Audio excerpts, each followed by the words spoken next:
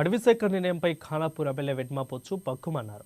గవాల్ tiger zone పరిధిలో రాత్రి 9 గంటల నుంచి ఉదయం 6 గంటల వరకు కూడా అటవీ చెక్ పోస్టుల మూసివేత నిర్ణయాన్ని తీవ్రంగా ఖండిస్తున్నట్లు తెలిపారు.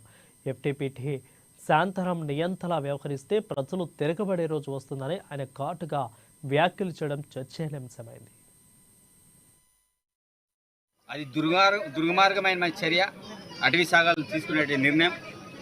దాన్ని తీవ్రంగా ఖండిస్తున్నాను. ఎఫ్డిపిటి గారు అట్లాంటి ఆదేశాలు జారీ చేయడం నిన్న కాదు మొన్ననే ఆదేశాలు జారీ చేసి రాత్రంతా కూడా ఇబ్బంది గురి చేశారు. నేను రాత్రి స్వయంగా చెక్ పోస్ట్ వెళ్ళి సుమారు 70-80-100 వరకు వాహనాలను కూడా రాత్రి రిలీజ్ చేయడం అనేది జరిగింది. రాత్రి నేను మాట్లాడడం అనేది జరిగింది. ఆ విషయాన్ని మంత్రివర్యులు కొండ సురేఖ నోటీసులు కూడా తీసుకురావడం అనేది జరిగింది. దాంతోపాటు వైల్డ్ లైఫ్ మెంబర్గా కూడా అనేక సందర్భాల్లో మీటింగ్ పెట్టినప్పుడు కూడా కవ్వల్ టైగర్ జోన్కి సంబంధించిన ఈ ప్రాంత రైతుల సమస్యలను కూడా చెప్పడం అనేది జరిగింది. ఇన్ని రోజులు సరే హెవీ వెహికల్స్ నిన్నటి నుంచి చిన్న వెహికల్ కూడా ఇది వెళ్ళొద్దని చేయడం అనేది జరిగింది. కాబట్టి అట్లాంటి నిర్ణయాన్ని తప్పకుండా వెనక్కి తీసుకోవాల్సిందే. ఆ విషయంలో నేను ఎట్టి పరిస్థితిలో కాంప్రమైజ్ కాను.